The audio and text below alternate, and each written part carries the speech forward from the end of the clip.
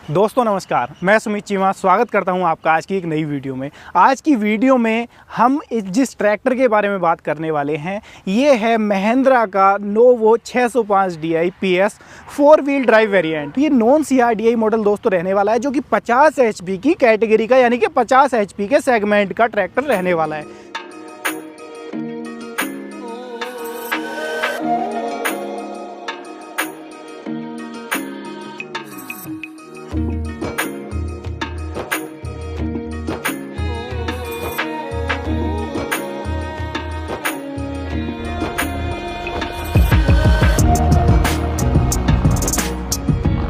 आज इस ट्रैक्टर के बारे में विस्तार से जानेंगे कि क्या फीचर्स इसके अंदर दिए गए हैं, चलने में ट्रैक्टर कैसा है, आवाज़ कैसी है और आपकी जेब के ऊपर कितना भारी पड़ेगा। और चाहते हैं अगर आप इसको फाइनेंस कराना तो कितने % का फाइनेंस इसके ऊपर हो जाएगा, आपको डाउन पेमेंट कितना जमा करना पड़ेगा।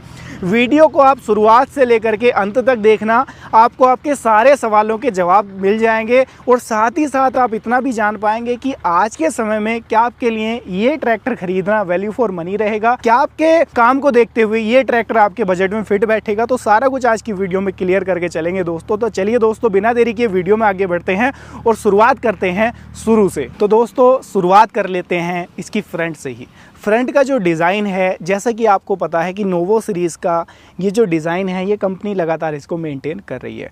साइड प्रोफाइल में आप देखेंगे तो महिंद्रा नोवो 605 DI PS की बड़ी शानदार ब्रांडिंग आपको देखने को मिल जाएगी, जो कि यहाँ पर कोई 3D बैजिंग नहीं है, नॉर्मल स्टिकरिंग के साथ में यहाँ पर ये इसके ऊपर जो ब्रांडिंग है वो दी गई है। वहीं पर अगर हम बात कर लेते हैं इसकी फ्रंट से, तो इसके अंदर आपको हेलोजन बल्ब के साथ में आने वाली हेडलाइट देखने को मिल जाएंगी। यहाँ पर आपको ये नीचे ग्रिल देखने को मिल जाएगी, जो कि ठंडी हवा को रेडिएटर तक पहुंचाने का काम ये दोस्तों करती है। साथ में ही अगर आप देखेंगे तो इसके अंदर कुछ क्रोम फिनिशिंग के साथ में ये जो पार्ट हैं ये ऐड ऑन किए गए हैं, जिससे कि लुक को और ज़्यादा एनहेंस थोड़ा सा किया जा सके। यहाँ पर आप देखोगे तो महिंद्रा का जो लोगो है वो आपको देखने को बड़ा ही शानदार फ्रंट में देखने को मिल जाता है। लेकिन यहाँ पर अगर कंपनी इसको थोड़ा सा चेंज कर देती, मॉडिफाई कर देती, जैसा कि कार्स में देखने को मिलता है, तो और ज़्यादा लुक इसका अच्छा फ्रंट से देखने में लगता। यहाँ पर आप देखोगे तो एक शार्क फिन एंटीना भी इसके ऊपर दोस्तों दिया गया है, जो कि इसके लुक को एनहेंस करने का काम करता है। ट्रैक्टर को टो करने के लिए टो हुक भी यहाँ पर दोस्तों दिया गया है। कई बार क्या होता है कि ट्रैक्टर बहुत ज़्यादा कीचड़ में या मड में धंस जाता है, फंस जाता है, तो ऐसी स्थिति में अगर आपको टो चैन करना है तो आप कहाँ पर के रस्सी डालोगे, कहाँ पर बांधोगे, तो वो झंझट से छुटकारा आपको यहाँ पर दिया गया है कि यहाँ पर डायरेक्टली आप टो चैन डाल करके अपने ट्रैक्टर को ईजिली बाहर निकाल सकते हो। जो बोनेट आप इसका देख रहे हैं कंप्लीट सिंगल पीस के साथ में आता है दोस्तों, सिंगल पीस हुड बोनेट है, जो कि फ्रंट ओपनिंग के साथ में आता है। यहाँ पर आप देखोगे तो ये इसका पुल लीवर दिया गया है, इसको यहाँ से खींचना है, हल्का सा आपको पुश करना है, ऑटोमेटिकली जो बोनेट है वो ऊपर चला जाता है। ऐसा कैसे होता है? ऐसा होता है दोस्तों इसके अंदर दी गई डुअल गैस स्टड की सहायता से। फ्रंट में आप देखोगे ड्राई टाइप का डुअल एलिमेंट का काफ़ी बड़े साइज का जो इसके अंदर एयर क्लीनर है वो आपको देखने को मिल जाता है, जो कि एयर को क्लीन करके इंजन के अंदर सप्लाई करता है। तो इसके अंदर चोकिंग सेंसर भी आपको देखने को मिल जाता है। अब बात दोस्तों कर लेते हैं ट्रैक्टर के दिल यानी कि इसके इंजन की। तो इसके अंदर लगाया गया है 48.7 हॉर्स पावर का इंजन, जो कि 4 सिलेंडर नेचुरली एस्पिरेटेड इंजन है, जो कि आपको मात्र 2100 RPM पर अपनी मैक्सिमम पावर प्रोड्यूस करके देने वाला है। 214 न्यूटन मीटर का मैक्सिमम टॉर्क ये इंजन जो है प्रोड्यूस करेगा। साथ ही अगर बात करेंगे हम इसके SFC के बारे में, यानी कि स्पेसिफिक फ्यूल कंजप्शन के बारे में, यानी कि डीजल खपत के बारे में कि डीजल खपत कैसी करेगा, तो 267 ग्राम पर किलोवाट की SFC के साथ में जो इंजन है वो इसके अंदर आता है। इस चीज़ से आप एक अंदाज़ा लगा सकते हैं कि आपका जो ट्रैक्टर है वो डीजल खपत किस तरीके की या कितनी करने वाला है। यहाँ पर दोस्तों जो इंजन लगाया गया है वो पूरी तरीके से नेचुरली एस्पिरेटेड है, कोई EGR कोई टर्बो वगैरह का यूज़ इसके अंदर नहीं किया गया है। इसके अंदर जो साइलेंसर है वो पाइप टाइप वाला आपको देखने को मिल जाएगा। इसके अंदर जो इसकी ढोल की दी रहती है, देसी भाषा में अगर बात मैं करूँ तो वो अंदर की तरफ ही दी गई है, जो कि लुक को एक तरीके से एनहेंस करने का काम करती है। बाहर मोटा सा साइलेंसर कहीं ना कहीं लुक को ख़राब करने का काम करता है। बाकी आप लोग बताना कि आपको वो वाला साइलेंसर ज़्यादा अच्छा लगता है या इस टाइप का साइलेंसर ज़्यादा अच्छा लगता है। यहाँ पर अगर आप देखोगे तो इसके अंदर डुअल पंप आपको देखने को मिल जाते हैं। एक इसके अंदर हाइड्रोलिक्स के लिए दिया गया है, दूसरा इसके अंदर इसके पावर स्टीयरिंग के लिए दोस्तों दिया गया है। इसके अंदर आपको जो स्टीयरिंग मिलेगा वो डुअल एक्टिंग पावर स्टीयरिंग के साथ में आने वाला स्टीयरिंग दिया गया है। ज़्यादा ईजी टर्निंग होती है इसकी अगर सिंगल एक्टिंग पावर स्टीयरिंग की तुलना अगर हम कर लें। दोस्तों बात कर लेते हैं इसके टायर्स के बारे में। तो इसके अंदर आपको अपोलो के टायर देखने को मिलेंगे। फ्रंट टायर साइज आपको 9.5/24 का देखने को मिल जाएगा। वहीं अगर मैं बात कर लेता हूँ बैक टायर्स की, तो यहाँ पर आपको जो बैक टायर्स हैं वो भी अपोलो के ही देखने को मिलेंगे। 16/9/28 जो बैक टायर साइज है इसका वो आपको देखने को मिल जाएगा। वहीं पर अगर आप देखोगे तो इसका जो फ्रंट एक्सल है वो प्लैनेटरी ड्राइव के साथ में आता है, यानी कि प्लैनेटरी रिडक्शन के साथ में जो फ्रंट एक्सल है वो भी आपको देखने को मिलेगा। जिसका फायदा क्या होता है, हैवी ड्यूटी अगर आप कोई काम कर रहे हो, लोडर डोजर इसके ऊपर आपने लगा रखा है, तो वहां पर लंबे टाइम तक इस एक्सल में मेंटेनेंस की दिक्कत नहीं आती है। वहीं पर ज़्यादा सक्षम होता है काम करने में। अगर हम बात कर लें जो आपका बबल गियर तकनीक आती है या उस तरीके के एक्सल आते हैं, उनसे ज़्यादा कारगर होता है या ज़्यादा हैवी ड्यूटी इस एक्सल को माना जाता है। बाकी आपकी क्या राय है इसके बारे में कमेंट के माध्यम से अपनी राय जरूर साझा करें। दोस्तों अब बात कर लेते हैं इसके 4 व्हील ड्राइव के मैकेनिज्म के बारे में। तो यहाँ पर आप देखोगे जो 4 व्हील ड्राइव की इसकी शाफ्ट है वो कुछ इस तरीके से यहाँ पर डिज़ाइन की गई है, जो कि आपको नीचे की तरफ दिखाई देती है। कंपनी इसको थोड़ा सा अगर मॉडिफाई कर देती, इसको थोड़ा सा इंजन के अंदर कटिंग सेक्शन दे देती और हल्का सा ऊपर इसको कर देती तो ज़्यादा अच्छा हो जाता, दिखने में भी लुक और ज़्यादा अच्छा हो जाता इसका। साथ में ही जो इसका ग्राउंड क्लियरेंस है उसमें भी थोड़ा सा एनहेंसमेंट देखने को मिल जाता है। तो ये चीज़ कंपनी ने यहाँ पर थोड़ा सा एक डिसअपॉइंट करने वाली की है। बाकी आप लोग बताना कि आपको ये क्या सही लगी इसकी पोजीशनिंग, या इसको कंपनी को चेंज करना चाहिए था। डुअल फुट स्टेप देखने को मिल जाते हैं ताकि आप इसके प्लेटफॉर्म को ईजिली एक्सेस कर पाएँ। डुअल हैंडल बार दिए गए हैं क्योंकि स्टीयरिंग की जो हाइट है वो काफ़ी ज़्यादा है, आप डायरेक्टली स्टीयरिंग पकड़ करके इसको एक्सेस नहीं कर सकते। तो यहाँ से आप इन हैंडल बार की सहायता से इसके प्लेटफॉर्म को ईजिली एक्सेस कर पाओगे। दोस्तों जो सीटिंग पोस्चर है कुछ इस तरीके का इसका आपको देखने को मिलने वाला है। जो प्लेटफॉर्म है वो पूरी तरीके से फ्लैट प्लेटफॉर्म दिया गया है। यहाँ पर कंपनी फिटेड मैटिंग भी आपको देखने को मिल जाती है। तो प्लेटफॉर्म वाइज अगर हम बात कर रहे हैं तो ट्रैक्टर के अंदर कोई कमी कंपनी ने यहाँ पर नहीं छोड़ी है। स्टीयरिंग की बात कर रहे हैं तो स्टीयरिंग मीडियम साइज का ही है, ना ही ज़्यादा कॉम्पैक्ट है और ना ही ज़्यादा बड़ा है। कंपनी इसको और ज़्यादा थोड़ा सा अगर कॉम्पैक्ट कर देती तो ऑपरेट करने में थोड़ा सा ज़्यादा ईजी हो सकता था। तो कंपनी ने यहाँ पर नॉर्मल टाइप का ही स्टीयरिंग इसके अंदर दिया है, जिसके बीच में आपको महिंद्रा की ब्रांडिंग भी देखने को मिल जाएगी।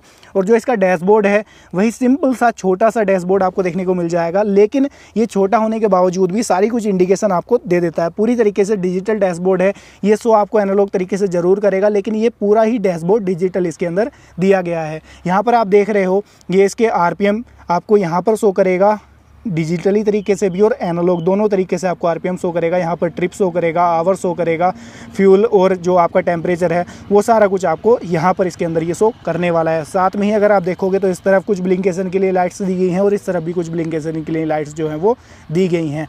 तो सारा कुछ आपको डैशबोर्ड के अंदर ये गाइड करके देने वाला है। यहाँ पर आपको इसके अंदर खासियत क्या मिलने वाली है कि राइट हैंड साइड में आप देखोगे तो इसकी हैंड वाली रेस आपको देखने को मिलेगी और लेफ्ट हैंड साइड में अगर आप देखोगे तो इसका शटल का लीवर देखने को आपको मिलेगा, यानी कि हर गियर में सेम स्पीड के ऊपर ट्रैक्टर को आप क्लच प्रेस करके आगे ले जा सकते हो, इस गियर को आगे प्रेस करके और पीछे प्रेस करके सेम गियर के अंदर ट्रैक्टर को आप पीछे ले जा सकते हो। तो इसकी जो सीट है वो भी एडजस्टेबल आपको देखने को मिल जाती है, आप अपनी हाइट के हिसाब से इसको आगे पीछे एडजस्ट ईजिली कर सकते हो। यहाँ पर अगर बात कर लेते हैं इसके अंदर इसके गियर बॉक्स की, तो यहाँ पर आपको पार्शियली सिंक्रोमैस गियर बॉक्स देखने को मिल जाता है। पूरी तरीके से फुली सिंक्रोमैस नहीं है, पार्शियली सिंक्रोमैस गियर बॉक्स इसके अंदर दिया गया है। यहाँ पर हाई लो मीडियम का गियर लीवर आपको देखने को मिलेगा लेफ्ट हैंड साइड में, वहीं पर राइट हैंड साइड में आपको इसका जो मेन गियर लीवर है वो देखने को मिलेगा। 5 गियर यहाँ पर आपको शो करेगा और 3 गियर आपको यहाँ मिलने वाले हैं हाई लो मीडियम, यानी कि टोटली इसके अंदर जो गियर आपको मिलेंगे 30 स्पीड आपको इसके अंदर टोटली मिलने वाली हैं, 15 आगे जाने के लिए और 15 ही पीछे जाने के लिए। यहाँ पर आप देखोगे तो इसके अंदर जो ब्रेक्स हैं और जो आपके क्लच पैडल हैं वो आपको सस्पेंडेड टाइप पैडल देखने को मिलेंगे, जिसको कि एक्सेस करना काफ़ी ईजी होता है। प्रॉपरली डबल क्लच देखने को मिलेगा। यहाँ पर ये मेन क्लच आप इसका देख रहे हैं और यहाँ पर ये इसका पीटीओ के लिए इंडिपेंडेंट पीटीओ क्लच आप देख रहे हैं। तो प्रॉपर डबल क्लच के साथ में दोस्तों ये ट्रैक्टर जो है वो कंपनी ने डिज़ाइन किया है। यहाँ पर आप देखोगे जो फेंडर हैं, फेंडर के ऊपर यहाँ पर ग्रिल बार भी लगाया गया है ताकि कोई भी बंदा अगर इसके ऊपर बैठे तो इजीली बैठ पाए इसको पकड़ करके और कोई दिक्कत कोई परेशानी उसको ना हो। यहाँ पर आप देख रहे हो तो ये इसके अंदर पीटीओ के लिए लीवर दिया गया है। डुअल पीटीओ के साथ में ट्रैक्टर आता है आपका 540 प्लस रिवर्स। तो यहीं से आप बैठे बैठे सीट पर अपने सारे ही कंट्रोल जो है उनको एक्सेस कर सकते हो। ये पार्किंग ब्रेक यहाँ पर दिया गया है, आपको ब्रेक प्रेस करना है और इसको पुश कर देना है तो आपके ब्रेक जो है इंगेज हो जाएंगे, और जैसे ही दोबारा प्रेस करोगे इसको इस तरीके से तो ये आपके जो ब्रेक हैं वो ऑटोमेटिकली डिसंगेज हो जाएंगे। तो कुछ इस तरीके से जो इसका पार्किंग ब्रेक का मैकेनिज्म है वो वर्क करने वाला है। ये इसकी जो पैर वाली रेस है वो आपको देखने को मिल जाती है। यहाँ पर खास बात क्या है कि डिफरेंशियल लॉक भी आपको देखने को मिल जाता है। कुछ नामचीन कंपनियों ने इसको शुरुआत से ही नहीं दिया और आज भी नहीं देती, तो ये चीज़ महिंद्रा से वो सीख सकते हैं। यहाँ पर आप देखोगे तो 2 व्हील और 4 व्हील में ट्रैक्टर को ले जाने के लिए लीवर यहाँ पर दिया गया है। यहाँ पर राइट हैंड साइड में आप देखोगे स्टीयरिंग की तो कुछ कंट्रोल्स और देखने को आपको मिलेंगे, जैसे कि इसके हाइड्रोलिक के कंट्रोल दिए गए हैं। एक डीसी लीवर है, एक पीसी लीवर यहाँ पर दिया गया है। और यहाँ पर कमाल की बात क्या है, जो आपका पीछे डिस्ट्रीब्यूटर है, डिस्ट्रीब्यूटर को कंट्रोल करने के लिए बिजली जो लीवर है वो यहीं पर दे दिया गया है। जो लाइट वगैरह के, हॉर्न वगैरह के कंट्रोल है वो यहाँ पर आपको देखने को मिलेंगी, जैसे कि कार्स में आपको देखने को मिलता है। इस तरीके का इसमें जो मैकेनिज्म है वो दिया गया है। हॉर्न भी ट्रैक्टर के हिसाब से आप कह सकते हो सफिशिएंट ही है, क्योंकि ट्रैक्टर में हॉर्न की ज़रूरत कोई खास ज़्यादा पड़ती भी नहीं है। दोस्तों बात कर लेते हैं इस ट्रैक्टर के पिछले हिस्से के बारे में। तो सबसे पहले बात करेंगे इसके रियर एक्सल की। इसके अंदर आपको जो रियर एक्सल है प्लेनेटरी रिडक्शन के साथ में आता है, जिससे कि क्या होता है कि लॉन्ग टाइम तक ट्रैक्टर के अंदर मेंटेनेंस नहीं आता। ज़बरदस्त खिंचाई जो ये रियर एक्सल है वो करता है। यहाँ पर अगर आप देखोगे तो जो इसके अंदर हिच दिया गया है ये भी एडजस्टेबल दिया गया है। आप अपने ट्रॉली के हिच के हिसाब से इसको आसानी से एडजस्ट कर सकते हो। पीटीओ जैसा कि मैंने आपको बताया ट्रैक्टर प्रॉपर डुअल पीटीओ के साथ में आता है। पीटीओ एचपी की बात अगर हम कर लें तो 41.6 एचपी की पीटीओ पावर ये ट्रैक्टर जनरेट करके आपको देने वाला है, जो कि आप कह सकते हो अपनी ट्रैक्टर की एचपी के हिसाब से सफिशिएंट ही आप इसको जो है वो कह सकते हो। बात कर लेता हूं मैं इसकी लिफ्टिंग कैपेसिटी के बारे में। तो यहाँ पर कंपनी ने कमाल ही कर दिया है। अपने सेगमेंट का पहला ट्रैक्टर आप इसको कह सकते हो जो कि सबसे ज़्यादा लिफ्टिंग कैपेसिटी के साथ में आता है। कंपनी ने यहाँ पर मेंशन भी कर रखा है क्लियरली महालिफ्ट हाइड्रोलिक, यानी कि इसके अंदर आपको 2700 kg की लिफ्टिंग कैपेसिटी देखने को मिल जाती है। अब तक आप लोगों ने 2200 किलोग्राम तक की लिफ्टिंग कैपेसिटी देखी होगी 50 एचपी के सेगमेंट के ट्रैक्टर के अंदर, लेकिन इसके अंदर महिंद्रा ने कमाल ये कर दिया कि 2700 किलोग्राम की लिफ्टिंग कैपेसिटी दे दी है, जबकि 50 एचपी के अंडर का ही दोस्तों ये ट्रैक्टर है। सेंसिंग के लिए भी डुअल पॉइंट आपको देखने को मिल जाएंगे। सेंसिंग में भी कंपनी ने काफ़ी ज़्यादा इंप्रूवमेंट किया है। अगर पहले की तुलना हम कर लें और अब की तुलना कर लें तो इसकी जो सेंसिंग है वो भी पहले की तुलना में ज़्यादा बेटर आपको देखने को मिल जाएगी। बाकी जो मेरे भाई महिंद्रा यूज़ कर रहे हैं कमेंट के माध्यम से अपनी राय ज़रूर साझा किया करो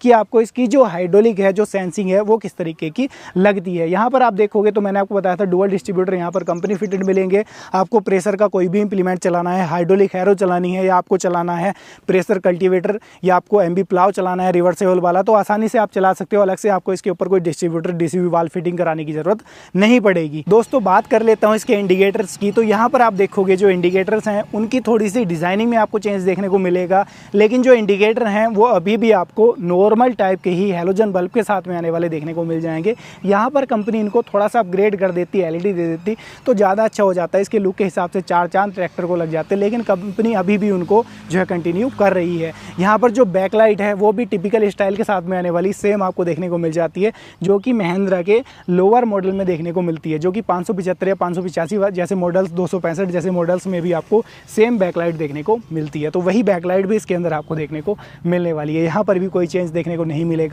पीछे रिफ्लेक्टर मिलेगा, 12 वोल्ट का एक सॉकेट यहाँ पर मिलेगा। कोई लाइटिंग वगैरह पीछे ट्रॉली में या किसी इंप्लीमेंट के ऊपर आपको फिटिंग करनी है तो इसकी सहायता से पीछे तक आप जो लाइटिंग है वो ले जा सकते हैं। दोस्तों अभी तक आप लोगों ने जो फीचर्स थे इसके उसके बारे में जान लिया कि कौन कौन से फीचर्स इसके अंदर दिए गए हैं, लेकिन अब बात करेंगे इसकी आवाज़ के बारे में। इसको स्टार्ट करके इसकी आवाज़ भी आपको सुनवाने की कोशिश करूँगा, टर्निंग रेडियस भी दिखाऊंगा कि कितना है, कैसा है। आप लोग कमेंट के माध्यम से फिर बताना कि आपको ट्रैक्टर के हिसाब से क्या इसका टर्निंग रेडियस सफिशिएंट लगा। दूसरा, ट्रैक्टर चलने में कैसा है, यानी कि जैसे 15 स्पीड्स आपको मिलने वाली हैं, साथ में शटल शिफ्ट का लीवर भी इसके अंदर देखने को मिलने वाला है। तो शटल शिफ्ट का जो लीवर है वो कितना अच्छे तरीके से काम करता है या कितना बेकार तरीके से काम करता है उसके बारे में जानेंगे समझेंगे। और ट्रैक्टर को सबसे पहले मैं स्टार्ट कर लेता हूँ उसके लिए। यहाँ पर दोस्तों ट्रैक्टर को मैं सबसे पहले कर लूँगा न्यूट्रल, क्योंकि पहले जो मॉडल्स आते थे उनके अंदर क्लच प्रेस करना या न्यूट्रल करने की ज़रूरत नहीं पड़ती थी, दुर्घटना होने के चांसेस रहते थे। कई बार बच्चे जो है कि घुमा देते थे, ट्रैक्टर स्टार्ट हो जाता था। लेकिन आजकल के ट्रैक्टर्स को थोड़ा सा मॉडर्न कर दिया गया है, जिनके अंदर सेंसर्स डाल दिए गए हैं कि अगर आपका ट्रैक्टर गियर में है या आपने क्लच प्रेस नहीं कर रखा है तो आपका ट्रैक्टर स्टार्ट नहीं होता है। तो उन सारी चीज़ों का भी कंपनियाँ आज के टाइम में ध्यान रख रही हैं। अब मैं ट्रैक्टर को कर लेता हूँ स्टार्ट। दोस्तों स्टार्टिंग काफ़ी ज़्यादा स्मूथ आपको देखने को मिलने वाली है। शुरुआत में जब ट्रैक्टर स्टार्ट हुआ हल्का सा धुआं ट्रैक्टर ने दिया। ये कोई कमी नहीं है दोस्तों कि आप ये कहने लग जाओ कि नया ट्रैक्टर धुआं क्यों दे रहा है। स्टार्टिंग के टाइम पे ट्रैक्टर हल्का सा स्मोक देता है। दूसरा दोस्तों, इसके जो आइडल आरपीएम है वो लगभग 900 आरपीएम पर ट्रैक्टर आइडल है। मैंने कोई आरपीएम इसके रेस को रेव नहीं कर रखा। न्यूट्रल आरपीएम जो है इसके लगभग 800 से 900 रहने वाले हैं। और जैसे मैं रेस को रेव करूँगा आप ये देखो, यानी कि नेचुरली एस्पिरेटेड इंजन है, 3500 सीसी के अराउंड का इंजन है, 4 सिलेंडर का। तो वो जो भारी भरकम वाली जो बेस है, जो पावर है, वो आपको यहाँ पर ये फील जरूर करा देता है। अब आप इसका टर्निंग रेडियस भी देखो कि किस तरीके का है, कैसा है, ये देखो।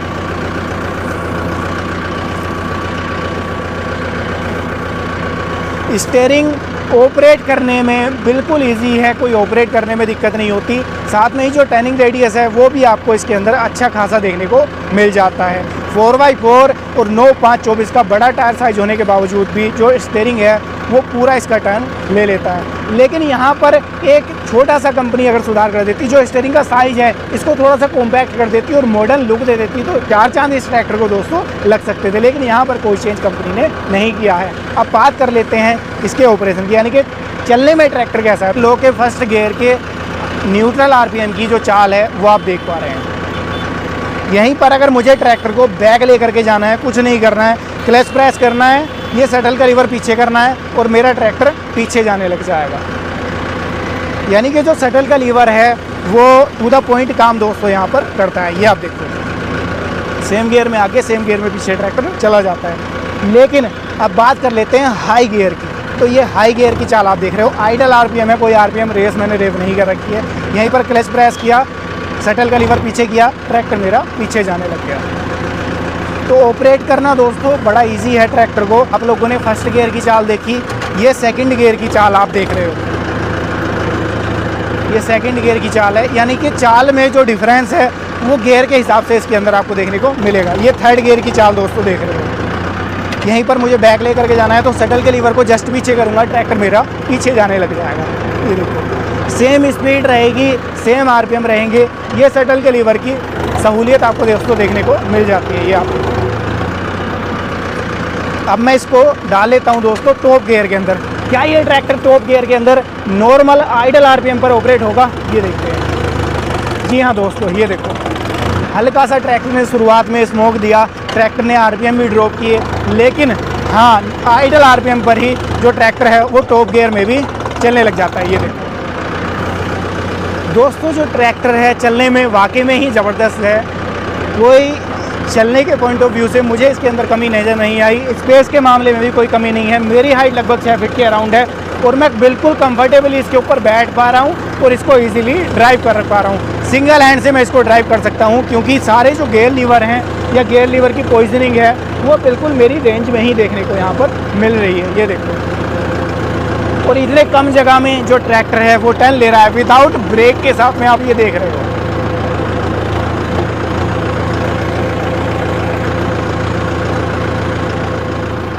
दोस्तों अब तक आप लोगों ने ट्रैक्टर के सारे कुछ फीचर्स के बारे में जान लिया कि क्या कुछ फीचर्स इसके अंदर दिए गए हैं, ट्रैक्टर चलने में कैसा है, दिखने में कैसा है, इंजन के मामले में ट्रैक्टर कैसा है। लेकिन अब बात करेंगे इसकी प्राइस के बारे में कि आपकी जेब के ऊपर आज के समय में कितना भारी पड़ने वाला है। तो इसकी जो प्राइस है वो 10 लाख से लेकर के 10,30,000 के अराउंड आपको देखने को मिलेगी, जो कि स्टेट वाइज और डिस्ट्रिक्ट वाइज फ्लक्चुएट करेगी। यानी कि प्राइस में आपको डिफरेंस देखने को बिल्कुल मिल सकता है। अब बात कर लेता हूँ मैं फाइनेंस की, तो तकरीबन आप 2.5 से 3 लाख रुपए का मिनिमम डाउन पेमेंट करके इस ट्रैक्टर को आसानी से खरीद सकते हो। बाकी जो फाइनेंस फैसिलिटी है वो डिपेंड करती है कि आप किस बैंक से फाइनेंस करा रहे हो, आपका सिविल स्कोर कैसा है। तो एग्जैक्ट आप फाइनेंस की जो डिटेल है वो अपने नज़दीकी शोरूम पर विजिट करके पता कर सकते हैं। अब बात कर लेता हूं दोस्तों ट्रैक्टर के माइलेज के बारे में। तो माइलेज दोस्तों डिपेंड करता है मेनली ड्राइवर के ऊपर कि ड्राइवर ट्रैक्टर को किस कंडीशन में चला रहा है, इम्प्लीमेंट कौन सा लगा हुआ है, ट्रैक्टर के हिसाब से क्या सफिशिएंट इम्प्लीमेंट लगा हुआ है। तो वो चीज़ें मेनली डिपेंड वहाँ पर करती हैं।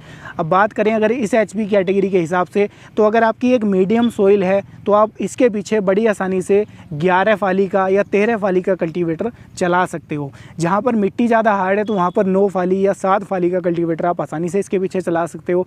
वहीं पर अगर बात करें रोटावेटर की, तो मिट्टी आपकी अगर मीडियम है, ज़्यादा हार्ड सॉइल नहीं है, तो 7 से 8 फीट तक का जो रोटावेटर है आसानी से इसके साथ में आप चला सकते हो। और बात करें अगर हार्ड सॉइल की, जहाँ पर हार्ड सॉइल है तो वहाँ पर आप इसके पीछे 5 से लेकर के 6 फीट का रोटावेटर बड़ी इजीली चला सकते हो। अब बात करेंगे डीजल खपत की, कि इंप्लीमेंट तो ये सारे चला देगा, लेकिन डीजल खपत कैसी करेगा। तो डीजल खपत जैसा कि मैंने आपको बताया मेनली डिपेंड करती है ड्राइवर के ऊपर, फील्ड कंडीशन के ऊपर और इंप्लीमेंट के ऊपर। लेकिन एक अनुमानित डीजल खपत बता देता हूँ, तो 5 से लेकर के 6 लीटर की डीजल खपत इसकी पर आवर की आपको देखने को दोस्तों मिलने वाली है, जो कि फ्लक्चुएट करेगी आपके काम के हिसाब से और आपकी वर्किंग के हिसाब से। दोस्तों अब बात कर लेते हैं कि किन किसान भाइयों के लिए ये ट्रैक्टर लेना आज के समय में वैल्यू फॉर मनी रहने वाला है और किन किसान भाइयों को इसको क्विट करके अदर वेरिएंट की तरफ जाना सही रहेगा। तो दोस्तों आप चाहते हैं कि एक बजट सेगमेंट का आपको ट्रैक्टर मिल जाए, तो आप इसकी तरफ जा सकते हैं। अगर आप एक 20 से 30 एकड़ के, 50 एकड़ के किसान हैं, तब भी आप इसकी तरफ जा सकते हैं। आपका भाड़े का थोड़ा बहुत काम है, तब भी आप इसकी तरफ जा सकते हैं। अगर आप उससे छोटे किसान हैं, 10-12 एकड़ के पास में आपकी ज़मीन है और आप चाहते हैं कि आपको अपना ही काम करना है, तो आप इसको क्विट कर सकते हैं या इसका 2 व्हील ड्राइव वेरिएंट ले सकते हैं। क्योंकि 4 व्हील ड्राइव वेरिएंट की तरफ हम जब जाते हैं तो उसका मेंटेनेंस भी 2 व्हील की तुलना में ज़्यादा देखने को मिलता है। अगर आपका काम कम है, आप भाड़े का काम भी नहीं कर रहे, खुद का काम करना है, तो आप इसके लोअर वेरिएंट जो हैं 575 नॉर्मल आपका, ये यूवोटेक 575 भी आता है, कम HP श्रेणी के ट्रैक्टर हैं, उनकी तरफ आप आसानी से जा सकते हैं। अगर आप चाहते हैं कि आपको अपना ही काम करना है, आपके पास में 70 या 80 एकड़ ज़मीन है, तब भी आपके लिए एक बेटर ऑप्शन दोस्तों ये रहने वाला है। क्योंकि अगर हम बात कर लें इस सेगमेंट के ट्रैक्टर्स की, तो ये अपने सेगमेंट में एक आप कह सकते हो कि बजट फ्रेंडली, एक बजट सेगमेंट का दोस्तों ट्रैक्टर रहने वाला है। तो ये थी दोस्तों आज की वीडियो, जिसके अंदर हमने जाना Mahindra novo 605 DI PS tractor के बारे में। 4 व्हील ड्राइव वेरिएंट था ये, जो कि 50 HP के कैटेगरी का दोस्तों ये ट्रैक्टर है। इसके फीचर्स के बारे में जाना, इसकी आवाज़ आपको सुनवाने की कोशिश की, प्राइस के बारे में जानकारी आपको दी, साथ में ही इसके जो माइलेज है उसके बारे में भी जानने की कोशिश की। अगर आप इसी तरीके की कोई और वीडियो देखना चाहते हैं स्पेसिफिक ट्रैक्टर की, तो कमेंट के माध्यम से हमें जानकारी दे सकते हैं, राय साझा कर सकते हैं। और ट्रैक्टर के बारे में कोई सवाल या सुझाव आपका है तो वो भी कमेंट के माध्यम से आप हमसे पूछ सकते हैं। वीडियो पसंद आई हो, लाइक सब्सक्राइब फॉलो कर लीजिएगा और वीडियो को ज़्यादा से ज़्यादा किसान भाइयों तक शेयर करिएगा, ताकि मेरा कोई भी किसान भाई आज के समय में नया ट्रैक्टर लेने का विचार कर रहा है तो वो इसकी तरफ भी एक बार ज़रूर से देखें। आप सभी किसान भाइयों का हर बार की तरह हमारी वीडियोस को आकर देख लें और इतना प्यार देने के लिए हृदय की गहराइयों से मुस्कुराहट के साथ प्रेम पूर्वक धन्यवाद।